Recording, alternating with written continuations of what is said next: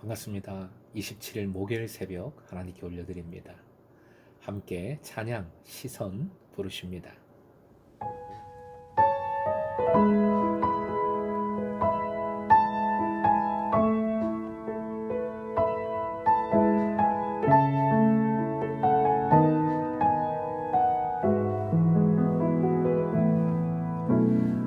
내게로부터 눈을 들어 주를 보기 시작할 때 주의 일을 보겠네.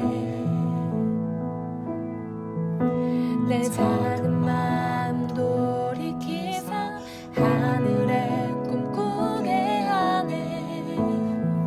주님을 볼 때 모든 시선을 주님께 드리고 살아계신 하나님을 느낄 때 내 삶은 주의 역사가 되고 하나님이 일하기 시작하네. 모든 시선을 주님께 드리고 전능하신 하나님을 느낄 때 세상은 주의 나라가 되고 하나님이 일하기 시작하네. 오늘 말씀은 창세기 11장 6절에서 9절까지의 말씀입니다. 주신 말씀 함께 읽겠습니다. 여호와께서 이르시되 이 무리가 한 족속이요 언어도 하나이므로 이같이 시작하였으니 이후로는 그 하고자 하는 일을 막을 수 없으리로다. 자, 우리가 내려가서 거기서 그들의 언어를 혼잡하게 하여 그들이 서로 알아듣지 못하게 하자 하시고 여호와께서 거기서 그들을 온 지면에 흩으셨으므로 그들이 그 도시를 건설하기를 그쳤더라. 그러므로 그 이름을 바벨이라 하니 이는 여호와께서 거기서 온 땅의 언어를 혼잡하게 하셨음이니라. 여호와께서 거기서 그들을 온 지면에 흩으셨더라. 오늘의 기도 제목, 믿음으로 주님만 의지하오니 흩으심이 아니라 세우심을 누리게 하소서. 믿음으로 주님만 의지하오니 흩으심이 아니라 세우심을 누리게 하소서. 인간들의 오만한 행동을 보신 하나님의 조치가 본문에 나옵니다. 첫째로 하나님께서는 인간이 사용하는 언어를 혼잡하게 하여 서로 의사소통이 불가능하게 하셨습니다. 둘째로 하나님께서는 인간을 온 땅에 흩어지게 하신 것이지요. 이러한 하나님의 반응은 인간들이 계획하고 실행하는 도시 건설을 불가능하게 만드셨습니다.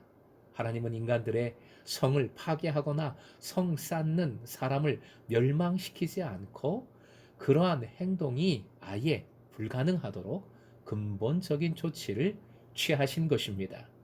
이것은 홍수 이후 하나님께서 인간의 악함과 범죄에 대하여 취하는 반응, 방법이면서 홍수 사건에서 나오는 심판의 방법과 다른 반응을 보이신 것입니다.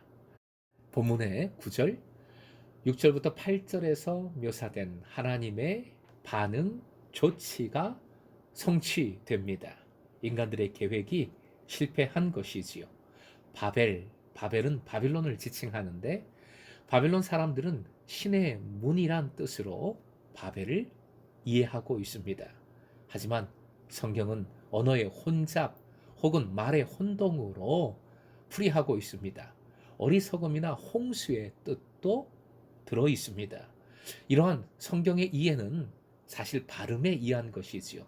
혼동하다는 히브리어가 발랄인데 바벨과 발음이 유사합니다. 바벨 또는 바벨론은 신구약을 통틀어 교만함과 하나님을 대적함과 성도를 핍박함에 있어서 대명사와 같이 사용됩니다.